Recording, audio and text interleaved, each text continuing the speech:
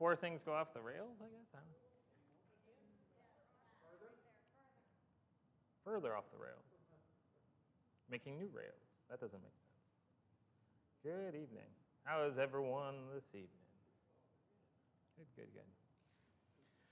Well, what we're going to be looking over this evening and probably the next time we meet, if next week, unless we have something else scheduled, it was kind of a suggestion in terms of a background thing from, what do you want me to, is it a secret? Or, well, now I'm giving away, by John.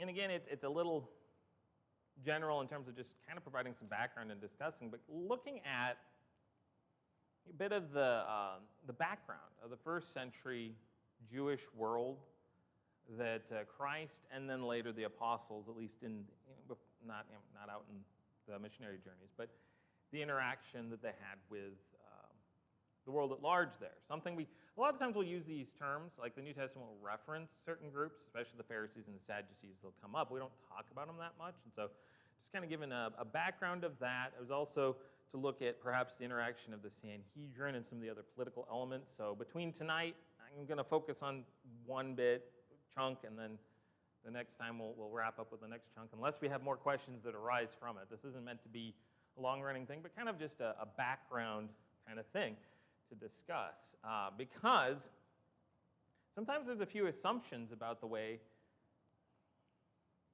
the first century Jewish world is.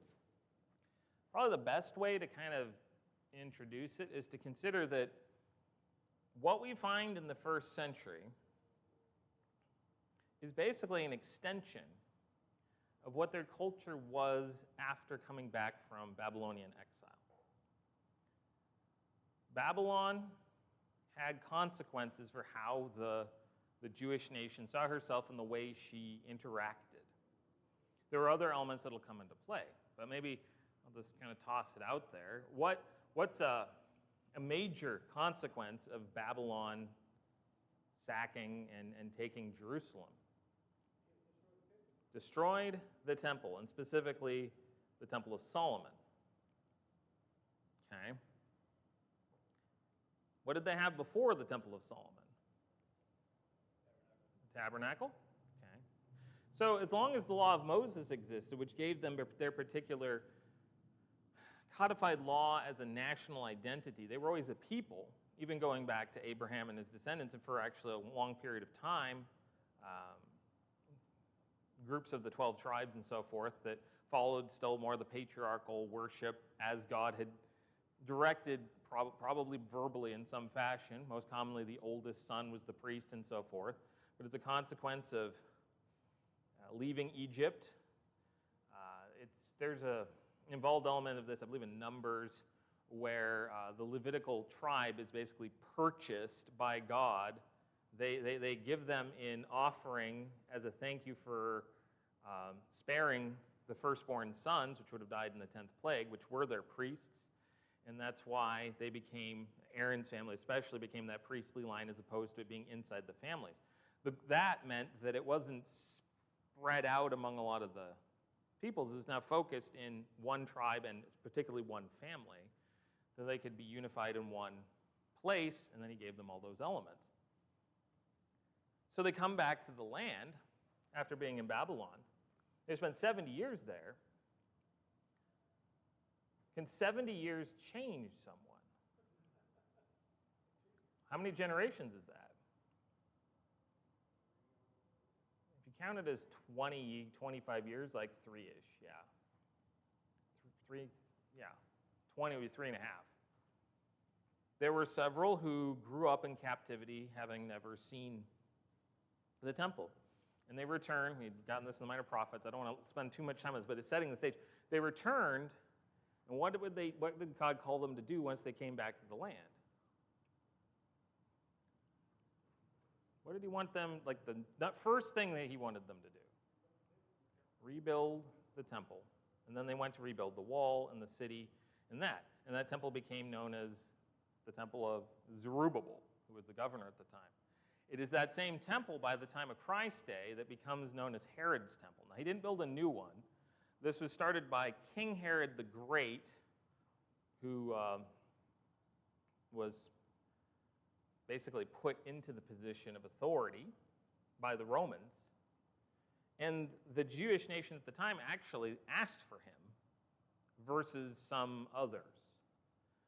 Herod was the one that led to the flight to Egypt when Christ was 2. Then he passed, and then Herod that he interacts with when he's grown is Herod the Great's son. And there were also other tetrarchs. The politics of the authority structure was kind of confused.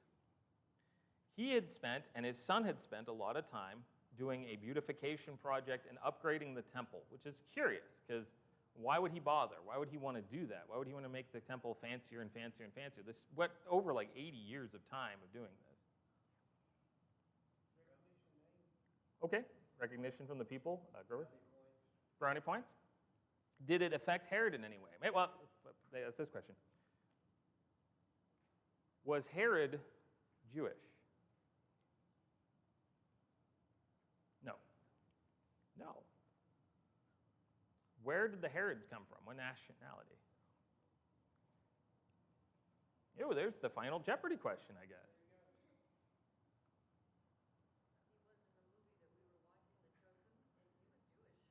He's Idumean. He's an Edomite. He is a son of Esau. Mm-hmm. So he has connection going back to Isaac, or no, yeah. No. Yeah. He has connection and line from Abraham. So there is that there, but he's not one of the 12 tribes. So Idumea has this, or the Edomites, each were, the Romans called it Idumea. Each have their, it's kind of this quirky relationship there. Edom was closer to them by kindred, but was still separated somewhat. And there's a theory that he was trying to do this to get in the graces of the people to be considered one of them. But he never fully was. He's an outsider. And the power structure that allowed him to be governing king was the Romans. And the true power was with the Roman governor. You're not really king if you have to go ask the governor to do things. That's not how it works. John? So, him beautifying the temple may have had something to do with increasing taxes as well. I could see it. Yeah, there might have been a monetary incentive. There was a whole business that originated around that. That's why Christ kicks out the money changers possibly twice, because there's possibility for that. And people really get worked up about it. Well, what's the big deal? They're changing money. They're doing these various things in the temple. And you think, what's a money changer to begin with? Were they just making change? You don't get a whole lot of profit out of making change. What were they doing? Well, they were taking foreign currencies and converting it into money that they could use in the temple. Okay, why would there be foreign currencies? They came from all over. Because they'd been dispersed. The diaspora had been dispersed throughout, since Babylon even, and a lot of them didn't return home. There were more Jewish people in Alexandria than in Jerusalem proper. And a lot of them would come for the feast, especially Passover. And when in town, they'd have all this foreign stuff coming in, be they Roman coinage or various forms, and they needed to be exchanged, and that was there. They also were providing services, selling doves and various items used. They were selling sacrifices because if you came from far away and you didn't have a way to transport your critter, so to speak, for the sacrifice, you could buy one there, but it became a manipulated business. Well, and that's the thing. Doing that in and of itself is like a cottage industry, maybe outside of town or a different thing, isn't the issue. They were bringing it into the temple grounds and turning it into a mall, and it created a cynical situation where you could plan your sins. It's like, I could decide, hey, I really want to, I beat up on Eric here, so I'm going to beat up on John. I want to beat John up, and it'll be against the law of Moses, so I'm going to plan later in the day. Exactly. Well, it's got to be something. I know. Well, he made me angry. No, I can plan it to where, okay, I go beat him up at 1, and then I head by the temple, buy my dove that I know is going to be there, and make a sacrifice at 3, and so you've taken, yeah, it's all figured out. It's turned into an industry. That's what Christ was angered the most by. You were turning my Father's house into a profit center. It was the problem. Yes, they did. They got little indulgences and all of that, which they don't do anymore, but that got bad, where you could literally just pay money to have a piece of paper that gives you the permission to sin. Go get a permission slip to commit adultery, to steal, even murder if you paid them enough. You know, you had to deal with the state, but a lot of times they could fix that for you because they controlled the state. Anyway, all this, you have that environment. You also had 400 years now of silence in prophecy. All they've had to line up and rely upon is what they're waiting for, this messianic expectation. The Messiah is coming, promises made. And the fact is, there were those that would, in those years of silence, who would write all kinds of junk. There was hordes of stuff going on then. Nobody took seriously. We talked about this in How We Got the Bible. They would, oh yeah, I found this hidden mystery. It was written by Jacob, or even Adam. That one's really, I was like, wow, that's really been hanging around a long time. Or like this lost book of Noah or something, and no one took him seriously. It was pseudepigraphal. They would attribute someone famous's name to it, so people would read it, but it was pulp. It wasn't taken seriously. No one believed that there were true prophecy. So when that voice crying in the wilderness, when John shows up, it gets their attention. And there's that expectation. They're waiting for a warrior king. They're waiting for some kind of a prophet. They're waiting possibly for some sort of new priest, either two of those three. They didn't expect them in one person. You also have all these backgrounds going on with that. Now, trying to get a good picture of the first century Jewish culture is difficult. It is. There are a lot of different books that have been written over time. I was trying to find mine. I have the Truth for Today commentaries of the series had 2 Life of Christ supplements that have some interesting backgrounds in them. And I have Forsyth's The Person and Place of Jesus Christ, Herbert's Life of Christ. There is Life and Times of Jesus the Messiah, but I guess I don't have it. But try to give these backgrounds. New Testament introductions sometimes do. But the problem we run into, and a lot of the New Testament assumes a lot. It assumes you know what's going on in a lot of these things, because it's just speaking to people in that time. Culturally, it's written in common Greek. In that intervening period of time, empires rose and fell. The Jewish nation dealt with some real trouble with some Greek and Alexander's followers, the Seleucid emperors, including one that committed a grievous, horrible act by sacrificing swine on the temple that led to the Maccabean revolt and a whole thing, and that's historically an event. It's recorded in some books that aren't inspired, but give some background. Then the Romans came in, and they kind of accepted that. As long as Herod had nominal control, and then it shifted around, and eventually the Romans tightened that, and eventually they will revolt. Spoilers, in AD 70 and lose. But there's a lot of Greek influence that is going to permeate. The New Testament is written in Greek, not Hebrew. Now, that's God's hand in my mind, because it's a very good language for what it needs to do, and it also is shareable with the rest of the world. It's not focused to that area. But if you wanted to engage in commerce, you at least could communicate in Greek. A lot of, when they quote from the Old Testament, they're quoting from a Greek translation of it called the Septuagint. So that's what most of them studied in. Reading from the scrolls themselves in Hebrew was something that was very limited to only those who were scribes or those in the know. Now, Christ was able to do this. He does it in Luke. But it wasn't as common of a thing. They also had the common tongue, Aramaic, that they picked up in the exile, which was a form of Babylonian. So they'd speak it in the home. They'd speak Greek in the market. They might hear Hebrew in the synagogue. And if they interact with the Romans, they might also have to know a little bit of Latin.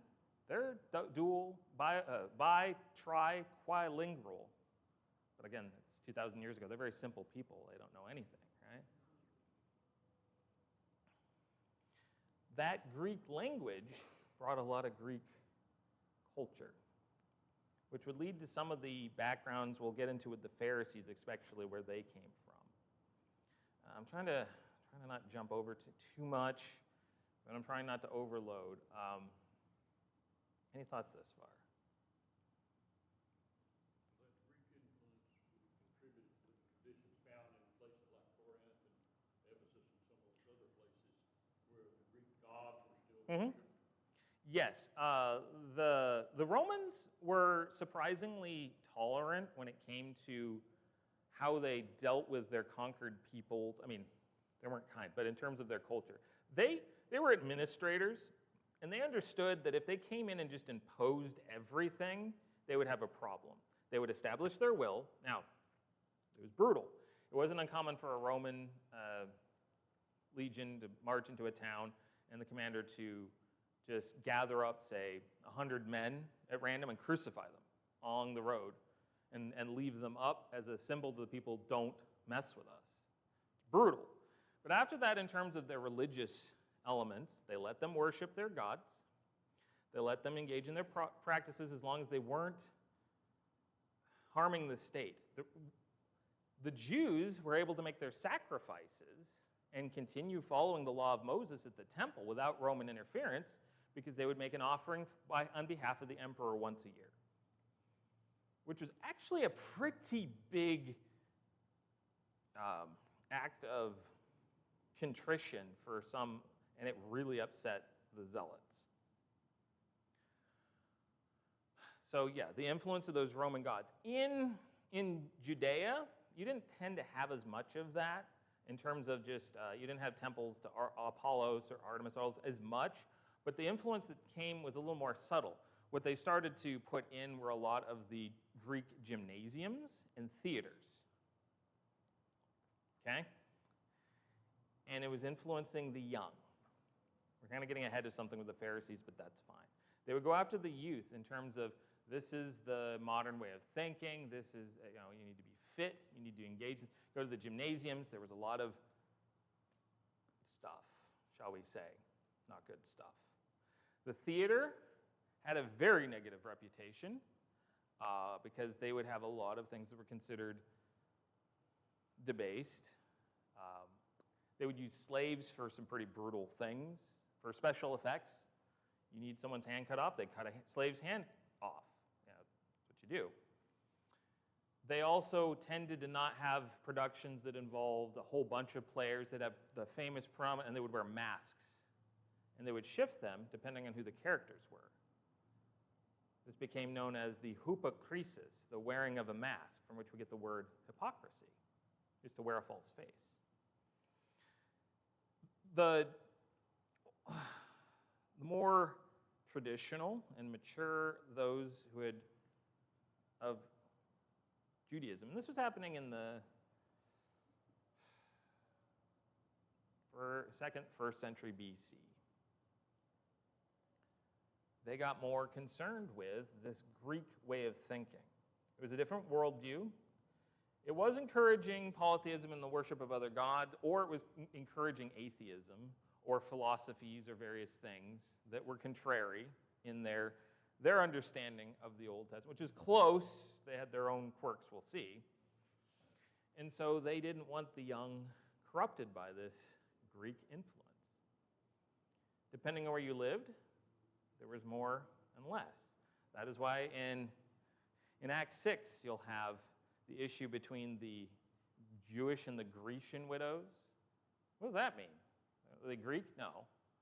They're just the Hellenistic, they're the Jewish widows of the Jewish area that tended to support the Greek influence a little bit more. And if you'll notice, the names of the men they choose are very Greek names to serve. Philip, Stephen, Stephanos, that's the victory crown. And some of the others. They're not Hebrew Jewish names. It's interesting. So you have this tension of culture. I'll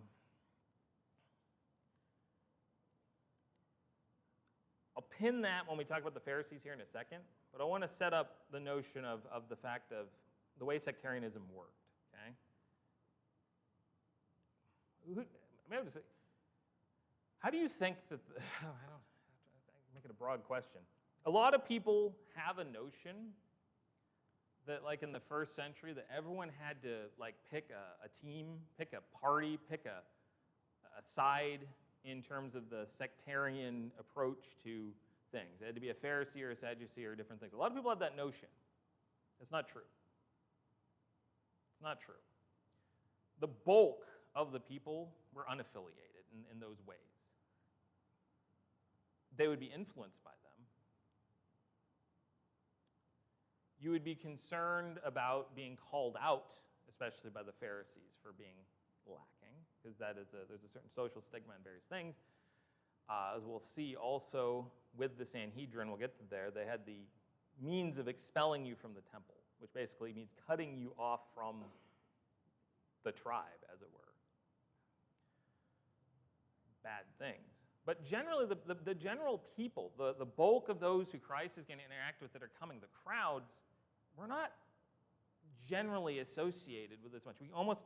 I don't know if you do, but sometimes people get that notion that there's like this whole thing. It was just a minority of various leaders with power and influence that were moving the crowds, as it were. I guess I always felt like after the Jews came back from Babylonian captivity, they were so deluded because they didn't have the training and raising substance that the ones before that had. And so there was a lot of embracing other ideas where there was confusion, but not necessarily selectivity. There was a degree of that, but sorry. That's okay. And so when Christ came around, there was more of a inquisitive atmosphere about other ideas and other thinking, not necessarily your own particular. Well, there was a lot more trade and openness and people moving about the world, bringing in ideas. Pax Romana was a real thing. The Roman peace afforded a time in world history that was kind of unique and that you could sail to this place, you could travel to this place, and you had less, not none, but the chance of piracy or banditry or different things. I mean, it happened. We have the Good Samaritan story, but it was less. And people moved around. They were more upwardly mobile. A lot of merchants moved around. Lydia, the seller of purple, she was all over the place. The thing was, in captivity is when we find the first, not directly stated, but through some few sources that we have, descriptions of what we think was the birth of the synagogue system. Because they didn't have the temple. So they would create these communities where they were at of Jewish things. Now, the synagogues required a certain number of Jewish families to be in a place before you could have one. But even the synagogue wasn't about the building. The word synagoge, which is Greek, it's basically to gather together. In James, the book of James, when we translate the word church, it's not ecclesia, which is the common one used for the call it. It's synagoge. It's literally the synagogue. It's the gathering. It just happens to be of believers of Christ versus them. So it's about that community. And when they started with that and then came back from exile, and then they had to basically translate the old law into Aramaic, the common tongue, because they'd lost Hebrew, it was in those centers that they were relearning it. So those centers became the center point of trying to bring that back. So in those places, you've got that influence, even away from Jerusalem where the temple is, but then you've got the foreign influence coming in, and you've got the younger generations being pulled back and forth, and nothing new under the sun. That's how it works. Phariseeism was born from a desire to keep the young people on the straight and narrow. That was the idea. Let's teach them about these things. Now, here's the problem. They would teach about a lot of things about what the law wanted, and then they start to teach a lot of things about what someone's idea of what the law wanted was in the traditions. Rabbi snaps his name to it, and then someone quotes him, and it's codified. And then someone quotes him who quotes him, and it's this chain of quotes going back hundreds of years. By the time of Christ, a lot of them wouldn't want to take anything on their own authority. They'd just say, well, rabbi, blah, blah, blah, rabbi, blah, blah, blah, blah, blah, blah. And these huge commentaries started to get formed, which became the nucleus for what would later be the Talmud. The difficulty we have in getting a full picture of the life and times, get back to that. The New Testament assumes a lot. Third-party sources, a lot of them have not survived. And it's not just the test of time that did it. Josephus' writings give us a lot of look, but he went and became Roman, basically. What would become, phrase this, the online stream, would become the nucleus of what is basically modern Judaism, was born within the 100 or 300 years after the destruction of the temple. But they really want it to be understood in a way that it was still connected to the law of Moses. It can't be, because they lost the temple, they lost the priesthood, they lost everything that gave that law power. And they took their traditions and turned them into something else with these commentaries. And in doing so, because of that, they destroyed a lot of writings from that time.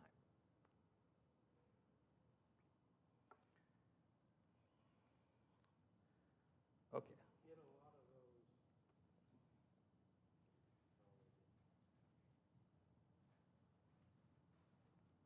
This was, by the time it gets over here, it's probably different than the original. Or a form of telephone? To a degree, because a lot of times someone would give their opinion on something. Hey, this would probably be good. And then someone quotes them, yes, that sounds great. And then it becomes, we have to do that. What is opinion becomes tradition, becomes law. Now, the thing is, like I said, even the esteemed of them, like Gamaliel had the title of Rabbon, and there were only 7 of them that were like super rabbi. They would still not. I say, well, we know in the writings that Rabbi Ben, and they would quote authority that way. So when Jesus comes along and says, you have heard it said, but I say to you. To us, that's, well, of course, he's Jesus. No, that was different. It says in Matthew 5 at the end, or 7 at the end of the Sermon on the Mount, he spoke as one with authority, and that stood out. That was different, because they were used to religious heads shielding their power in a rubric of tradition, institution, quoting people who had come in from the past who you couldn't go to ask their actual thoughts because they're dead, or relying on one another. They let the system become the thing. Other groups have done this too. So, I brought up the Pharisees, so I guess we can talk a little bit about them. Are we familiar with who the Pharisees were? Okay, what would be a defining characteristic of the Pharisees? Nitpickers. Okay. How so? What do you mean by nitpickers? You straight out the neck, you swallow the water, or swallow a camel. Swallow the camel. Okay. Another description he'll use is where they will be careful about their tithes of mint and cumin, but then they miss the finer points of the law. And he was making fun of them to a degree, but what he was saying was not far from the truth. You know, they're required to give a tenth. Well, it's more than that, but in certain things, like if you know, they would get to the point of, God, you're not getting a whole mint leaf. I'm going to cut a sliver of a mint leaf. It came down to the idea, you get what you've asked for and is required, and that is it. But they were very technical about it. Many of the scribes were of the Pharisee class. Not all, but the bulk are. That's why they're typically lumped together, because they tend to be the technocrats. There were also the lawyers. So if you want to make an appeal to the Sanhedrin or appeal to any of the courts, you're working with them predominantly. And you think, well, that doesn't make sense. Why would they be the lawyers? They're religious figures. Well, you're in a theocracy. The law is the religion. It's the law of Moses, and then everything they've added to it. And it's a lot.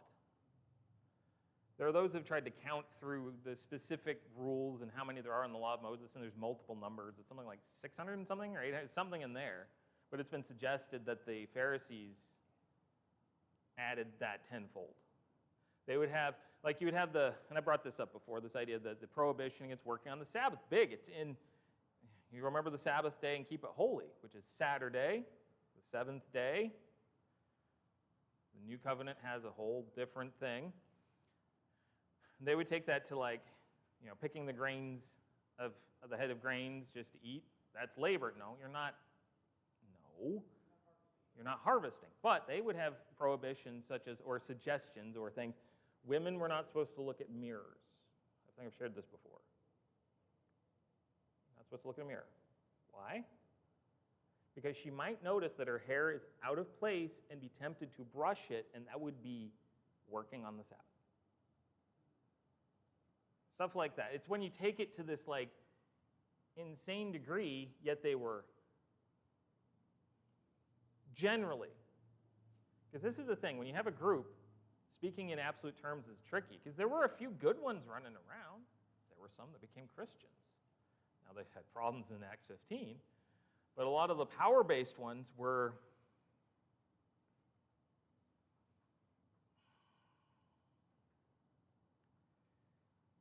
In their defense, though, the scribes had the burden of rewriting word for word, letter for letter, the law. that's true. And so they took that meticulous atmosphere so seriously that then they applied it to their lives in the actions, but they applied their own biased perception of what they were transcribing to what they were saying, so that they were making it the law. Yeah. And that's where the problem came in. And that's why Well, most people misunderstand what the issue with the Pharisees really is. They think it's, and the term that's used a lot is legalism, but people misunderstand what that really means. Because they tend to take it in terms of, they were inconsistent in how they would enforce their law. They would go after those they didn't like, and they would use it as a cudgel to control. But they used authority as a means of control and attention. You might say where they were, quote, the most conservative, for lack of a better term, but that doesn't really work either because they had forgotten the purpose for what they were doing. However, just because someone wants to do what God asks to do does not make them legalistic or pharisaical. Jesus never challenged them for following the law. He challenged them for adding to it, twisting it, and forgetting its purpose. And that's a big difference. That's a common retort anymore when someone with the right heart, the right attitude is saying, hey, can't we just do what the Bible says?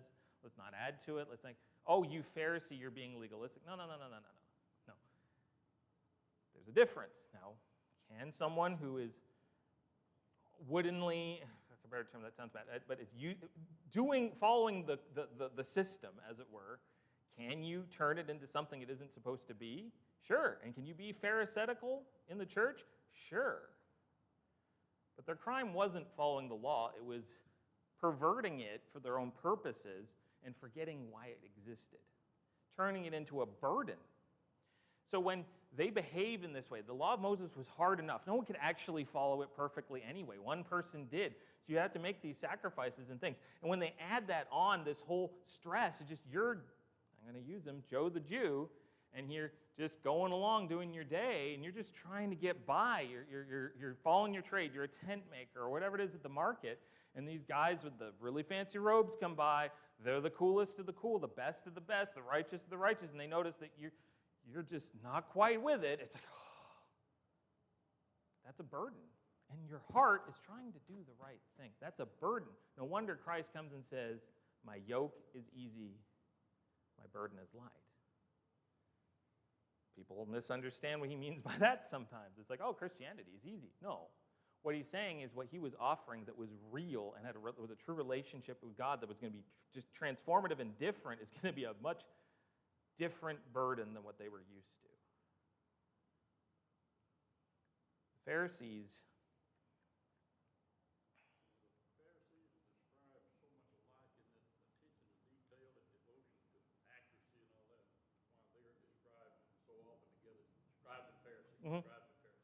Yeah, they're most of the, and again, it's a generalization, but a lot of the scribes were Pharisees in grouping. They're very close, and those scribes tended to be who would be the lawyers as well, because they knew the law. They knew it intimately to the point they had it memorized, because some worked as copyists, some worked as those who checked. We saw that with how we got the Bible in their system, but they would also moonlight or do other work in applying it, especially in their courts. And the Romans were pretty hands-off with that as long as it dealt with their religion. The thing was, their religion covered so much of their secular law too that it actually made it pretty easy for the Romans. The Romans just had to keep them from being too aggressive and trying to stone people more than they should, frankly. The Romans thought it was kind of insane. And they weren't, stingy on capital crimes, but the Romans, if anything, wanted things to be orderly. I'm not going to even say just, the image of just, but orderly. And a mob stoning someone is not ordered. You need it to be codified, and you need it to be properly handled, and then you can brutally crucify them or behead them. It's an interesting outlook, John. So were the scribes the ones that were charged with safeguarding the law, the scrolls? That's part of their role too. And again, it's a kind of generic term, so it can mean multiple things. But yeah, those would be affiliated with, if not the specific individuals that did that. They worked a lot in the synagogues and kept those things intact. Paul, or Saul of Tarsus, was a Pharisee. How does he describe himself? A Pharisee of Pharisees. As to the law, zealous. How does that fit with a Saul of Tarsus? It fits. From another country, and No, he was, but he was a Roman citizen, but he was a legitimate Jew, and he served at the feet of Gamaliel. And Gamaliel was in Tarsus for some time. That's where he came. That's where he was at. Another country is a tricky thing, because remember, the diaspora, there were a lot of Jewish influential people that weren't in Jerusalem. But it fit his desire. That's what that word, epithemia, his desire to serve God. It was just directed towards system until he learned there's more to it than that. They were probably the group that is closest to following the law. They just forgot what the law was about. Okay? Well, another group, and I talked a lot about them. The others, there's a couple, they won't take as much, so it's okay. Because we don't have as much background on a lot of them. And I can bring more next time, too, especially when we talk about the Sanhedrin. The Sadducees, what were the Sadducees most famously known for? Didn't believe in the resurrection. That's like the defining characteristic. How do we know that? Because it says so. That was their pet issue. That was their hobby horse. That's why they challenged Christ with that question about, well, a man has a wife, and then she dies, he has another wife, and she dies, and he has, well, who's her wife in heaven? And he explains, well, in heaven they're like the angels. It's talking about a different state. People say that angels then are androgynous and don't have gender. That doesn't mean that necessarily, whatever. But he says the relationship is different in heaven. This binding is on earth. Your question is silly. But he also then proves something to them with a tense, not just a word, but the tense of a verb, when he quotes God saying, I am the God of Abraham, Isaac, and Jacob, not I was the God of, implying that they're still alive and existent, even though, but that's their big issue. The weird thing is the Sadducees seem to be the bulk of, not all, but generally those of the priestly class. Why go and do the thing? Why make the sacrifices? Why go through all the trappings if this is all there is? Well, if you follow the law of Deuteronomy or the instruction of Deuteronomy, you do that so that God will be favorable to you here. Mm-hmm. So, I mean, that's the purpose. They tended to become, the Pharisees were pretty well off a lot of the time from their own purposes and their own schemes, but it was the Sadducees that tended to be the gentry, the well-off, and it might have just come from being of the family of Aaron or certain other connections or other political connections. They tended to have a lot of the estates and the wealth. And the two, when they teamed up together, kind of ran things. However, they had issues. You bring up the resurrection, they will fight. Paul does this because he's not dumb. But that's their thing. Many of the priests were in their number. The Pharisees had a lot of legal scholars and wealth. The Sadducees made up the elite, and power sharing caused tension. Usually, in terms of the Sanhedrin, the Sadducees would have the bigger hold, especially because I think being the priestly priestly line, that would involve Caiaphas and Annas, which is its own political mess that we'll get into next time with the Sanhedrin as well. But that's their big thing. They don't believe in the resurrection. They didn't have as much to lose when it came to dealing with Christ in a theological term. While the Pharisees wanted to defeat him in terms of his claim to be Messiah and to prove him wrong with the law, so that's the type of questions they would ask, the Sadducees saw a threat to their power base. Because in their mind, there's nothing more. So what is Christ's goal if he's going to be this Messiah? What did everyone expect the Messiah to do? Beat Rome and become, if he's king, what good are they? You wonder, remember early in Christ's ministry, when he's out and he feeds the 5,000 in John 5, a group come, and what do they want to try to forcibly make him be? King. Why? That seems weird. They don't want him to, why would they try to force him to become king? There were so many factors that were involved. They wanted to co-opt him. They wanted to make him a figurehead. Run him like they kind of ran Herod to a point. See, he had a better claim. Herod's an Idumean. Oh, this is the people will be just jazzed. We can use him as a popularist figurehead that we can control behind the scenes and keep everything together. Maybe add some tension to the Romans, a little bit of stress, get them to give us some attention, to give us some things, but not push it too far, because, yeah, there's always, that's what it was. Their threat was solely their power base, which is why they plotted to put him to death. Why? Because they didn't believe in anything more. Eric, how did this difference between the Sadducees and the Pharisees come about? Were they culturally the same that they once all? That is an open. That's an open question. We don't really know. It's just more. There's supposition. I mean, I can dig on some other stuff on that, but generally, it's just they. This is why having a lot of the background, especially in post the Maccabean revolt and them coming back and settling down, and then the Romans kind of moving in, and 200 to 100 BC, there's a lot that happens, and we only know tiny bits. We can only know that which exists and is found. And all we know is by the time this came about, this power base existed. And again, this is just theorizing. It can just be as simple as a group of people with a similar outlook deciding to share that outlook and say, do you really believe in all this?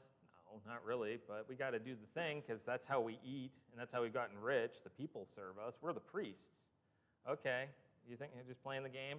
Well, we'll just keep this, and it just builds up. I can see that. I don't know. And that's just supposition. That's just, how human beings behave. Well, let's look at a couple more groups pretty quick, and then we'll tie it together. Because in the midst of all this, you had the Herodians. Now, we don't see them really referenced directly, but they were around. These were followers of the state. These were Jews that nominally supported Herod, hence their name, Herodians. They were about wanting to just be loyalists. You could call them collaborators, depending how you want to look at it. But Herod, again, was Idumean, Herod the Great and such. I already talked about that. To serve Herod, though, you can claim you're serving Herod the Idumean who had domain over this realm of Judea, and then the Tetrarch over in Galatia, and then the Samaritans. It's very complicated. But here's the thing. I can say I'm serving Herod, but who am I de facto? Who am I really serving ultimately? Yeah, you're serving Rome. You're serving Caesar in Rome because it's fulfilling his purposes. It's a touchy area of the world. The biggest priority is for trade to move through that area and there not to be any revolutions or trouble. There are troublesome enough people to deal with. They're a headache for Caesar. He just wants that trade moving. They could be bureaucrats, other officials. It might include the tax collectors. So you might think, well, Matthew perhaps, or Levi, same guy. But a lot of the tax collectors were freelancers.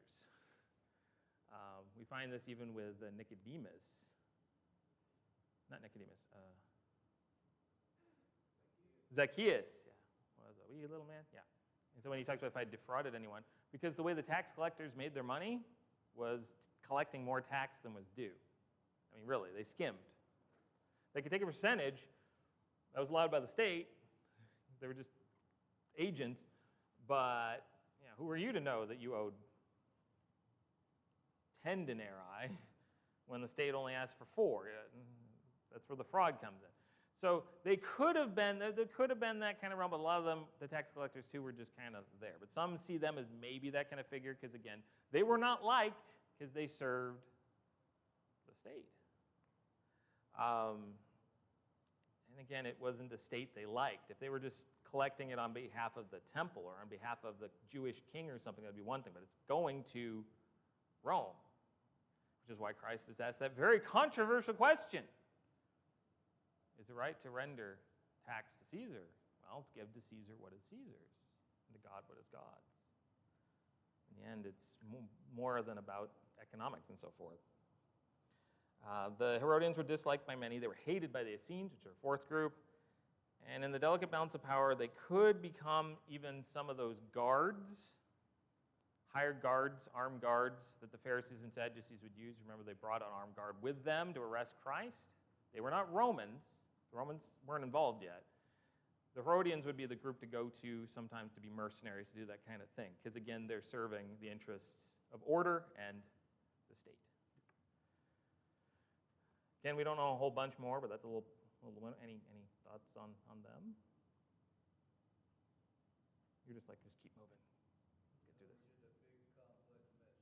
Well, yeah, there's one more group floating around. And there's others, but the ones that the Essenes, also known as the Zealots, or possibly the Zealots were a more zealous, for lack of a better term, offshoot of the Essenes. But the general idea were they were the opposite of the Herodians. They were the Jewish nationalists. They were the ones that hated Rome, hated the invader, and they wanted to be freed from it. You'd think these people would love the Messiah. The problem is they had it in their own particular terms.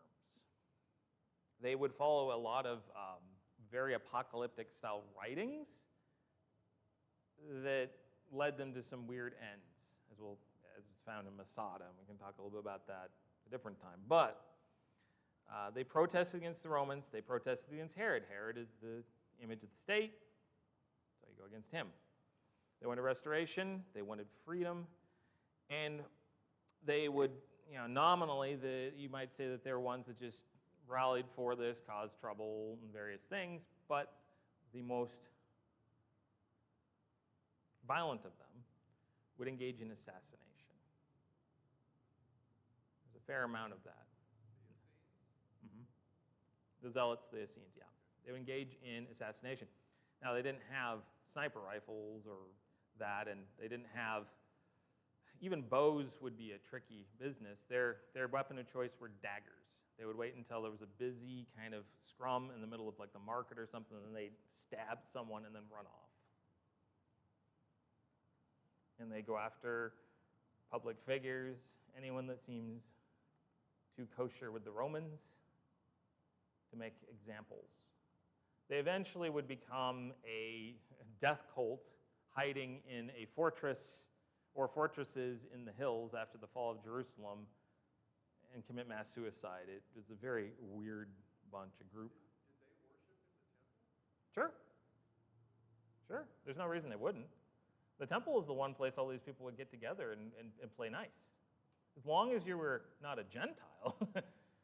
Now, they would be the ones to, like, if again, you had signs at the temple, in I believe it was in Greek, Aramaic, and maybe Latin, or maybe it's Hebrew. There's 3, and it was like, at the edge of the court of the Gentiles, death to any who enter here who are not, because you're not supposed to go in. And if someone would take it into their own hands to take out someone that they just suspected was a Gentile, it would be them. They were very violent.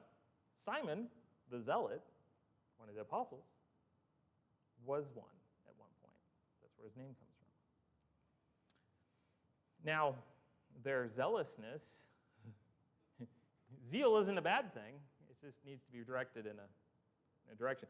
And it ultimately isn't even about God as much as about their own identity. God becomes kind of just this means to an end. But it really wasn't about honoring or worshiping him. So what does this mean with those interacting with Jesus? When Christ is talking to the crowds, we have a lot of interactions in the New Testament and the Gospels where the Pharisees will address him, the Sadducees will address him, the scribes, whomever. A lot of times when he's answering those questions, he is answering them, but he is answering more for the crowd. Because the crowd is generally undecided on a lot of these things. They don't know what to think. He isn't trying to win over a debate among political parties. That's not it. These were just representatives of viewpoints that had the ear of the people, but it didn't necessarily the full thinking of the people. Now, could the people get ginned up? Sure. Give us Barabbas. How would these elements influence the general thinking of them? And how did the everyday Jew navigate the expectations of these groups? I think we've talked a little about some of these questions. But say you hear from someone who claims religious authority, there is no heaven. You've gone down to make your sacrifice, and they're telling you, there's no resurrection of the dead. What does that do to your thinking? And then Lazarus is raised.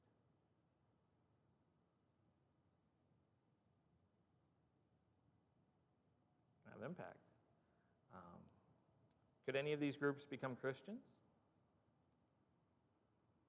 Sure. We know at least a descriptor of those who were formerly Pharisees. We see them in the Council of Jerusalem in Acts 15. They tended to be still leaning a little hard on their legalism and had to be gently guided in allowing the fact that the Gentiles could enter the body. But sometimes we get this, again, notion in our head that they were just so wantonly opposed. And really, it's more probably the leaders of such, those especially with the levers of power in the Sanhedrin that were the primary ones. Not all of them, even on the Sanhedrin. I think this is where we can bring up Nicodemus. People still had different thoughts. So, I don't know. We're at about time. I could get going, but that's why we have another chance. I didn't get through every little piece, but that's fine. Any thoughts, comments? It's fascinating. Okay. In my book, it's kind of like Congress, right? Well, a lot of people afford it to political parties, and there's an element of that, but again, you can't separate the state from religion, and that's like the opposite of our thinking a lot. Yeah, it's. One thing that we have to be careful of, we don't put our blanket on them in such a way that we see them as different from us. Mm-hmm. And I think that's one thing that we challenge. When we read about the Pharisees, well, that's not me. Or we read about that's not me. But then you know what? It very easily could have been if I'd been in the right place at the right time. The fact that I'm able to be here and be forgiven is important. Yeah. And that's the key. And remember, again, the Sermon on the Mount, the key verse, unless your righteousness surpasses that of the scribes and the Pharisees, you will not enter the kingdom of heaven. Notice he doesn't say Sadducees. I don't know if that's intentional or not, but again, it might get into the terms of the Sadducees don't even believe in the resurrection. They're so far gone in this other direction. At least the Pharisees, not to say, at least they're focused in the right direction, they're just doing it wrong. And how can your righteousness surpass them? They're the greatest of the great. They're the holiest of the holy. By making it about love and moving it beyond obligation and about the system and about all those things. That's what the Sermon on the Mount's theme is. And it hits on a lot of things that address what all these groups were sinful of. Sadducees were obsessed with wealth. I mean, the Pharisees too, but I mean, that was their whole purpose. Well, you can't serve God and mammon. It's interesting. When you understand these were people who were considered these voices to the general Jewish population of how to be a Jew, when you read the Sermon on the Mount, it makes it a little bit more clear of what he's getting at in some of these things. Because they're just mistakes that any human can make because they get caught up in their own issues. And as you were saying, it's easy to make a villain harder to see that you have to understand the choices of your villains, and that you can make similar ones if you're not careful. I'll stop there because we're past time. Is there anyone that needs or take Lord's Supper this evening? I don't think so. Is there anything that needs announced? The dinner, 5:30, Devo at 6:30 Wednesday. I guess men's breakfast Saturday. I was right about that. Okay. Well, if there's nothing else, Eric, would you close us in prayer? Heavenly Father, once again, we're so blessed to be able to be in your presence together like Lord. Cover our minds to be open to understanding and seeing that the people that we read about in the Bible, people just like us, and have their own problems and have their own misunderstandings. Lord, let us learn from their misunderstandings that we can be educated and taught, learn to be more pleasing to you in our lives. Help us to take these lessons, find a way to apply them so that we can be your children, pleasing to you in all we do. Thank you so much for your word that gives us guidance. And be with us in the day of your service. In Jesus' name, Jesus.